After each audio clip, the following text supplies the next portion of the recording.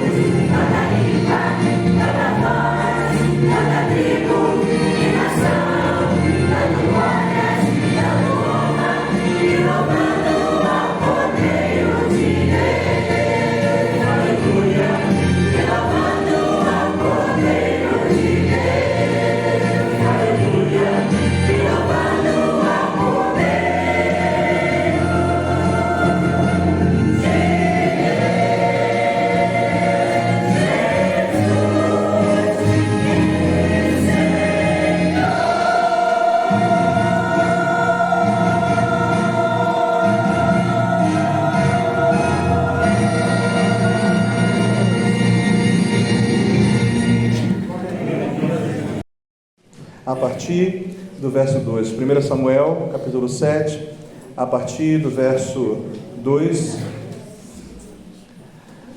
A palavra de Deus, então, ela diz assim: E sucedeu que, desde aquele dia, a arca ficou em Kiriat-Jearim, e tantos dias se passaram, que chegaram até 20 anos, e lamentava toda a casa de Israel após o Senhor.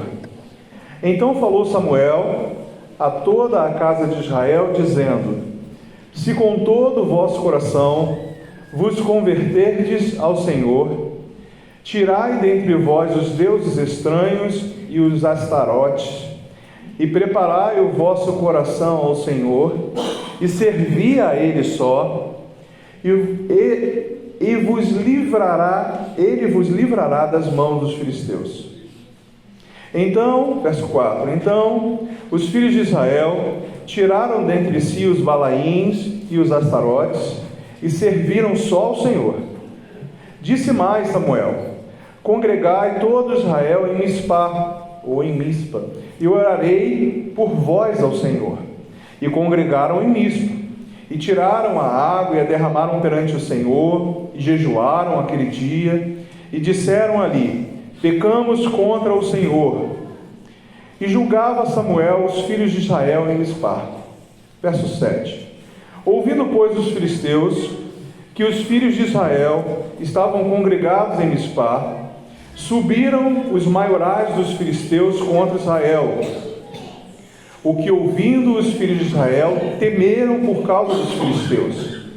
Pelo que disseram os filhos de Israel a Samuel: Não cesses de clamar ao Senhor, nosso Deus, por nós, para que nos livre das mãos dos filisteus. Então tomou Samuel um cordeiro que ainda mamava, e sacrificou-o inteiro em holocausto ao Senhor. E clamou Samuel ao Senhor por Israel, e o Senhor lhe deu ouvidos. E sucedeu que, estando Samuel sacrificando o holocausto, os filisteus chegaram à peleja contra Israel. E trovejou o Senhor aquele dia com grande trovoada sobre os filisteus, e os aterrou de tal modo que foram derrotados diante dos filhos de Israel. E os homens de Israel saíram de Mispa e perseguiram os filisteus e os feriram até abaixo de Betcar. Então tomou Samuel uma pedra e a pôs entre Mispa e Sem, e chamou o seu nome Ebenezer, e disse: Até aqui nos ajudou o Senhor. Assim os filisteus foram abatidos e nunca mais vieram aos termos de Israel, porquanto foi a mão do Senhor contra os filisteus todos os dias de Samuel. Louvado seja o nome do Senhor. Feche seus olhos mais uma vez. Peça com humildade ao Senhor que fale ao seu coração. Por mais que você escute a minha voz nos próximos minutos, não se engane, não serei eu falando. Essa é a nossa oração, será o Senhor. Deus, querido Deus, amado Pai, Senhor Altíssimo, diante da sua palavra, Senhor, nós queremos nos calar para que o Senhor fale em nosso lugar.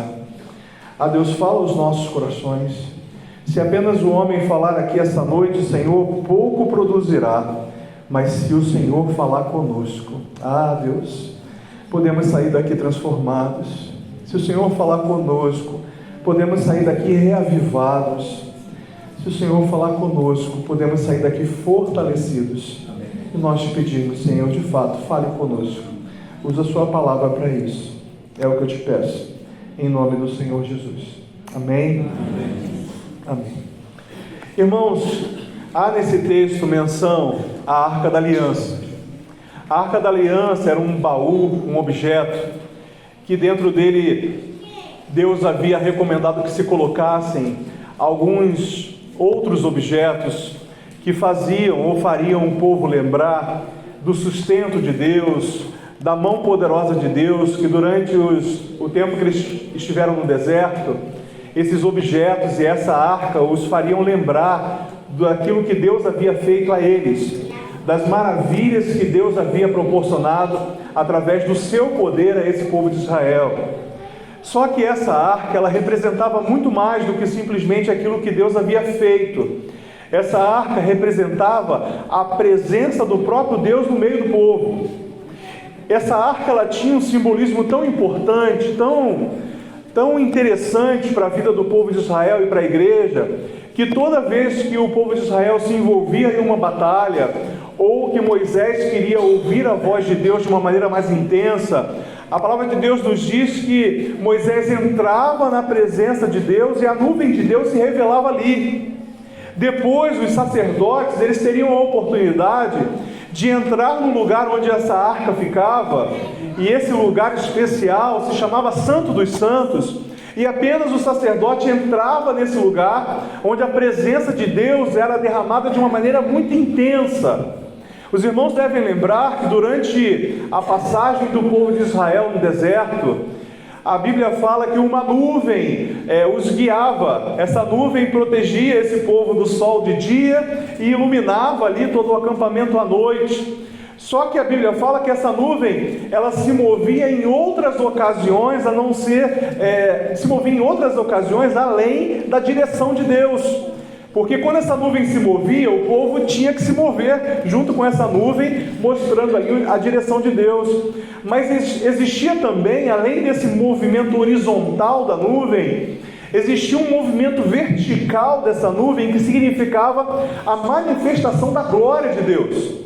Imagine vocês se houvesse uma nuvem da glória de Deus sobre esse templo nessa hora, e em algum momento especial, o Senhor fizesse essa nuvem abaixar aqui entre nós.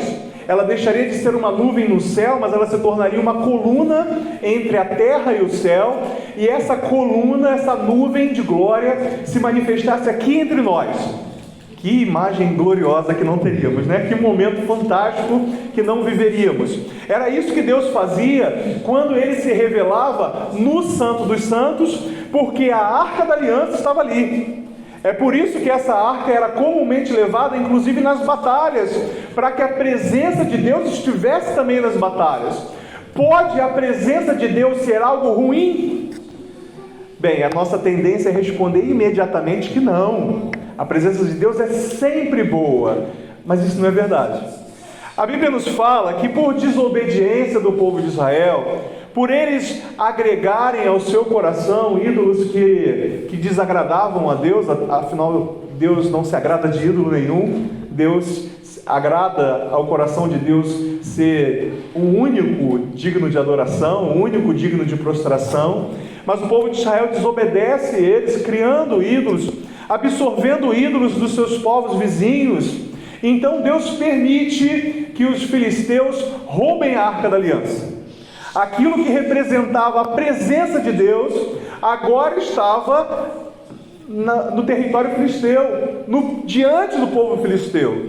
Só que tem uma coisa, a Bíblia traz para a gente um conceito eterno que diz que Deus não se mistura com o pecado, que a luz não tem comunhão com trevas. A arca de Deus, representando a presença do próprio Deus, que trazia bênção para o povo de Israel, traz para os filisteus maldição, porque não há como Deus abençoar um povo distante dele. E eu fico me perguntando, quantas vezes nós não temos mais a arca, a presença de Deus e a glória de Deus se extinguiu nessa arca, diante da desobediência do povo. No final do Velho Testamento a gente vai ver que essa glória, ela abandona essa arca, ela não existe mais lá. Existe uma palavra em hebraico que ela é até curiosa em português, né? Quando a gente a pronuncia em português ela fica até engraçada, que é uma palavra hebraica que diz Icabô, que significa a glória de Deus se foi. E quando eu aprendi isso no seminário e vi que a glória de Deus não se manifestava mais nessa arca, e a professora de hebraico falou, isso é Icabô, a glória de Deus se foi. Em português fica, Icabô mesmo, né? Acabou, não tem mais glória de Deus. Então é muito fácil a gente decorar essa palavra em hebraico, talvez seja a primeira que você decore aí, anota no seu coração, Icabô. A glória de Deus se foi, não está mais nessa arca. Mas nessa época estava. Nessa época a glória de Deus se manifestava nessa arca. E esse povo, agora amaldiçoado pela presença de Deus, porque a presença de Deus que abençoa aqueles que servem, amaldiçoa aqueles que não servem. A glória e a lei de Deus, a presença de Deus, os conceitos eternos de Deus, elas servem para a salvação daquele que crê, mas também servem para a perdição daqueles que não creem. Essa glória de Deus manifesta, ela é roubada do povo de Israel e agora ela está retornando. Eu quero trazer novamente essa reflexão. Nós não temos mais a arca, mas nós temos a presença de Deus. A glória de Deus se manifesta entre nós se abrirmos o nosso coração para exaltá-lo como o único Deus e Senhor. E quantas vezes a glória de Deus se abstém de nós, ou nós nos abstemos da glória de Deus, a glória de Deus se faz ausente no nosso dia a dia, ou na nossa vida como igreja, porque nós acolhemos para nós ídolos. Aliás, nós somos o povo que com muita frequência dizem em alto e bom som, batem no peito dizendo: nós não temos ídolos. Vocês podem olhar para as paredes de nossa igreja, para os cantos das paredes, e você não vai ver ídolos aqui em nossos cantos das paredes. Mas quantas vezes como igreja, e temos várias aqui representadas, nós absorvemos para nós ídolos que não são necessariamente ídolos de cantos de parede, mas que são ídolos de centro de nosso coração. Quantas vezes nós colocamos na nossa vida ídolos para nós, criamos altares em nosso coração que não são altares dedicados ao Senhor, mas são altares dedicados a ídolos. Se você ama alguma coisa mais do que o Senhor, se você dedica esforço, investimento em alguma coisa mais do que você investe no Senhor, você está criando para si ídolos. Nós vivemos uma geração, uma igreja que constrói ídolos em seus corações. O ídolo do dinheiro, quantas vezes não amamos o dinheiro mais do que amamos ao Senhor? O ídolo da nossa família, e o próprio Jesus fala: se a gente serve ao Senhor e não está disposto a aborrecer até pai e mãe, a gente não é digno do reino de Deus. O Senhor precisa estar em primeiro lugar de qualquer lista de prioridades que você faça. O que você mais ama? Se a resposta não for o Senhor em primeiro lugar, Ele não é mais nada. Aliás, existe uma canção do Arautos do Rei, que eu gosto muito, que ela fala: se Ele não for o primeiro em seu coração, então já não é mais nada, não passa de uma ilusão. Mas se Ele for o primeiro, o seu companheiro, motivo do seu existir, você vai viver, você vai sorrir, você vai vencer. Ele precisa ser o primeiro, não há lugar para outro. Por desobediência, Deus deixa de ser o primeiro no coração desse povo. A arca é roubada, agora a arca está sendo trazida de volta. Só que no meio do caminho eles param. A Bíblia fala, e nesse texto que nós lemos, diz que a arca chega a Kiriat Jearim e fica ali 20 anos. A arca fica 20 anos em Kiriat Jearim. É um conformismo desse povo de Deus em achar que essa arca estava bem lá. Não precisamos trazê-la para cá, não. Olha que obra maravilhosa que Deus está fazendo lá em Cardoso Moreira, na igreja X, na igreja Y. Olha que obra maravilhosa que Deus está fazendo lá em Cosmos. Olha que obra maravilhosa que Deus está fazendo em Itaperuna. Olha que obra maravilhosa que Deus está fazendo em São Fidélis. E a gente começa a se contentar com a obra maravilhosa que Deus está fazendo em outros lugares. Mas o Deus adorado nos outros lugares é o mesmo Deus que nós adoramos aqui. Então a gente precisa ansiar, desejar que essa obra maravilhosa aconteça também em nossa igreja, que a glória e a presença de Deus se manifeste ali em nós. Esse povo começa a ficar incomodado, mas eles esperam 20 anos para pleitear a Samuel e perguntar a Samuel assim: não dá para a gente trazer essa arca para cá, não? Não dá para a gente trazer essa arca para mais perto? E aí Samuel acrescenta alguns conceitos fundamentais para que a glória e a presença de Deus se manifestem em nosso meio. E preste atenção, se você quer viver o tempo que o Senhor permitir que você viva aqui nessa terra, se você quer experimentar um pouquinho do que Deus vai fazer você viver no céu, se você já quer ter um spoiler do que vai acontecer no céu, se você já quer ter um vislumbre do que vai acontecer no céu, preste atenção nos conselhos de Samuel, que Samuel recomenda para esse povo. Uma igreja que experimenta o sustento, a glória do Senhor todo dia, ela precisa primeiro ser uma igreja convertida de todo o seu coração. Samuel fala assim: olha, se com todo o coração vocês se converterem ao Senhor, com todo o coração se converterem ao Senhor. Pode parecer uma redundância falar para crentes que vocês precisam se converter, mas eu tenho para mim que a gente tem muita gente dentro da igreja que ainda não é convertido de verdade. E por mais que isso doa a alguns e não a outros, eu preciso dizer que tem crente que não vai para o céu. Tem gente que é membro de igreja batizada que não vai para o céu, porque não é completamente convertido ao Senhor. Quando eu era pequeno, meu pai falava assim: olha, existe muita gente que não é convertida, mas é convencida. Já ouviram isso? Muita gente que é convencida: eu fui convencido, Jesus é bom, Jesus é legal. Ok, Jesus é bom, é legal, Ele é Salvador, mas Ele é Senhor da sua vida, Ele é o Rei do seu viver, Ele é o dono de tudo o que você tem e do que você é. Ele rege a sua vida como alguém que está controlando, dirigindo um carro, um barco. Ele é aquele que está realmente dando a direção, ou ele só é um cara legal que viveu há muito tempo atrás e que você tem uma certa admiração?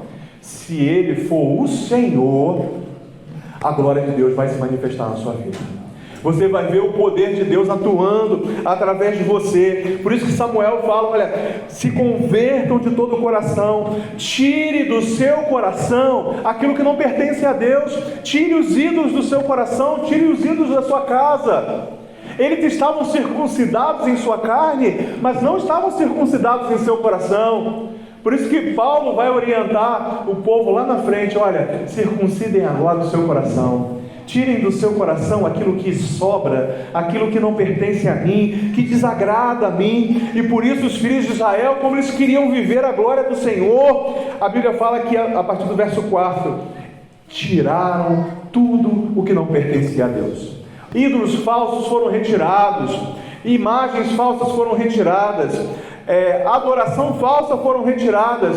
Eu quero convocar a Igreja de Cristo Jesus, a Igreja de Palestina, Cardoso Moreira, Itaperuna, Cosme, que estão aqui representadas, a tirarem do meio da Igreja do Senhor tudo aquilo que não pertence ao Senhor. A Igreja é dele. Em segundo lugar, uma coisa que me chama a atenção nesse texto, além dessa exclusividade, dessa conversão genuína, é a oração. Samuel fala: olha, eu vou orar e eu quero convidar vocês. No verso 6, a Bíblia fala: olha, derramaram água perante o Senhor, jejuaram aquele dia. Irmãos, nós vivemos uma época de uma igreja que sabe reclamar, mas de uma igreja que desaprendeu a clamar. Quando acontece alguma coisa ruim, a primeira coisa que a gente faz é reclamar, mas clamar são poucos que fazem. Quantas vezes, diante das lutas, das dificuldades, a gente esquece que a gente serve a um Deus tão poderoso, um Deus único e verdadeiro, que fez milagres no passado e tem poder para fazer milagres hoje, amém? Vocês creem nisso? Eu creio que o mesmo Deus que ressuscitou mortos no passado está aqui sendo adorado essa noite, mas às vezes a gente esquece disso. A gente esquece que a gente serve a um Deus vivo e poderoso. Parece que a gente adora um Deus morto, que não pode fazer nada. E diante das dificuldades, a gente reclama da vida, a gente reclama de Deus, a gente reclama da nossa própria impossibilidade, mas a gente esquece de clamar ao Senhor.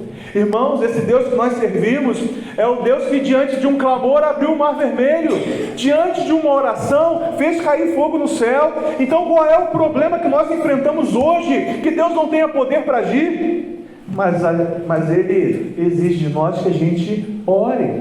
Esse texto fala inclusive que o povo começou a jejuar. Irmão, jejum é uma palavra quase em desuso, né? É capaz das pessoas começarem a escrever de novo farmácia com PH, mas não lembrarem o que significa jejum.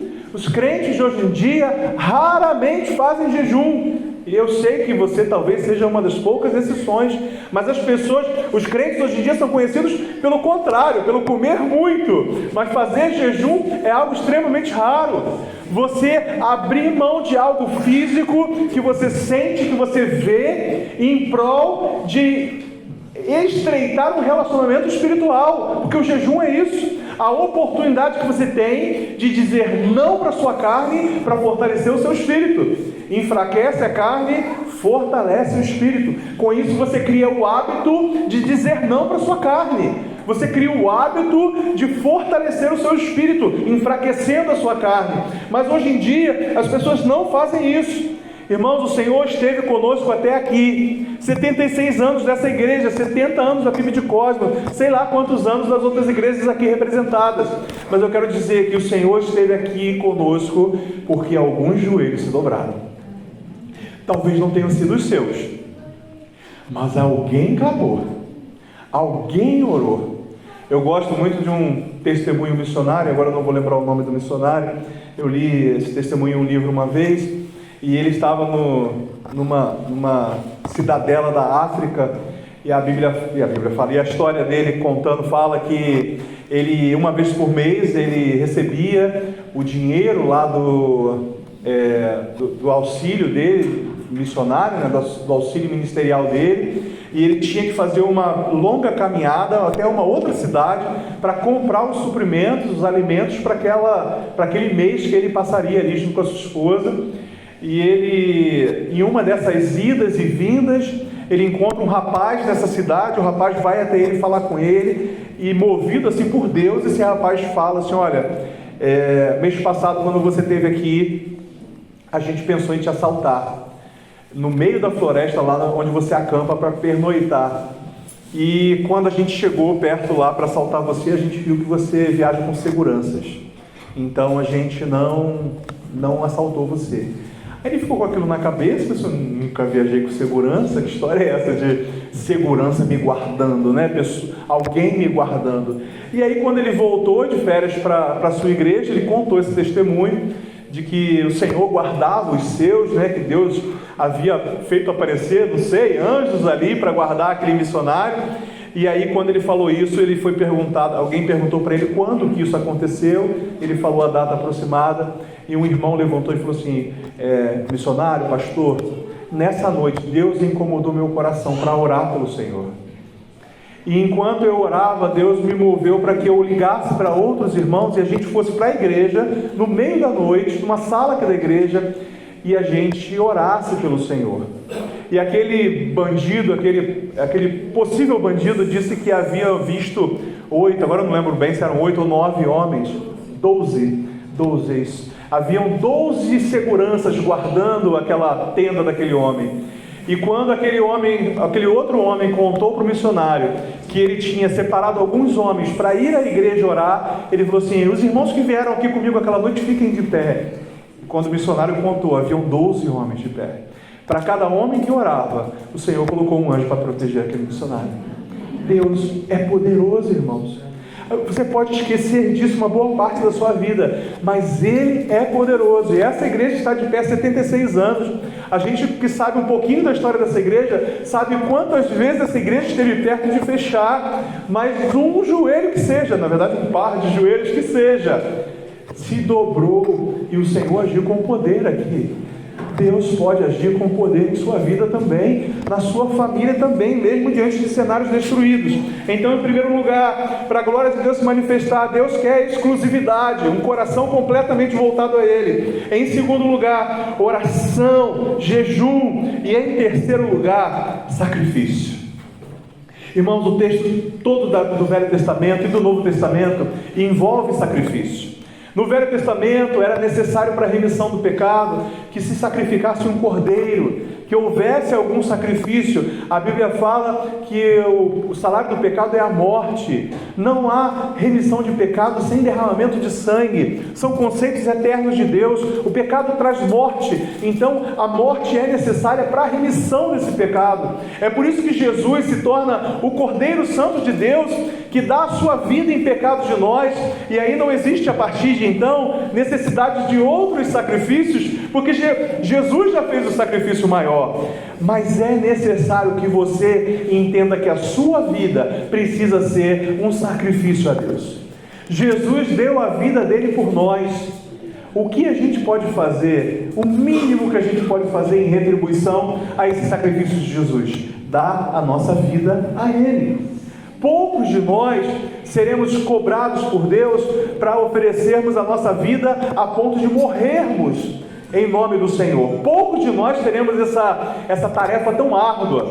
Talvez um de vocês seja chamado para um país perseguido, o nosso país se torne um país que persegue cristão. Isso pode acontecer no futuro, dependendo até do seu voto, dependendo das escolhas que você faz na sua vida. O nosso país pode se tornar um país perseguido, só que poucos de nós vislumbram uma perseguição imediata. Você acha que você corre um grande risco, pode ser que seja pequeno, mas um grande risco de sair daqui e ser morto por ser cristão? Você pode ser morto por outra causa, porque alguém quer o teu celular, alguém quer o dinheiro da tua carteira, mas ser morto por ser cristão é uma realidade que ainda não nos alcançou. Poucos de nós vão ser cobrados por esse preço tão alto, um preço de morte. Mas nós somos cobrados um preço de vida. E o que se esperar de alguém que não consegue sequer viver para o Senhor, se nós seríamos capazes de morrer pelo Senhor? Se nem viver pelo Senhor, às vezes a gente consegue. A palavra de Deus nos diz que ainda existe uma cruz a ser carregada. Ainda existe um ministério para você. Ainda existe um propósito de Deus para você. Deus ainda quer glorificar o nome dele através da sua vida. Mas para isso, você precisa entender qual é a sua cruz, não rejeitá-la e carregá-la. Quantas vezes na nossa vida cristã a gente é desafiado a carregar uma cruz extremamente pesada? O ministério pastoral é uma cruz que às vezes pesa pra caramba. O ministério de liderança que Deus te deu, certamente pesa. Talvez o seu ministério de liderança seja dentro do seu próprio lar, mas é uma cruz árdua e difícil de carregar também. Mas o Senhor espera que a gente não abandone a nossa cruz. O Senhor espera que a gente continue carregando essa cruz, para que a glória de Deus se manifeste. Irmãos, se não tivermos exclusividade no nosso coração para com Deus, se não nos dedicarmos em oração, se não sacrificarmos a nossa vida diante do Senhor, o Senhor não vai fazer os milagres que tem para fazer em nós.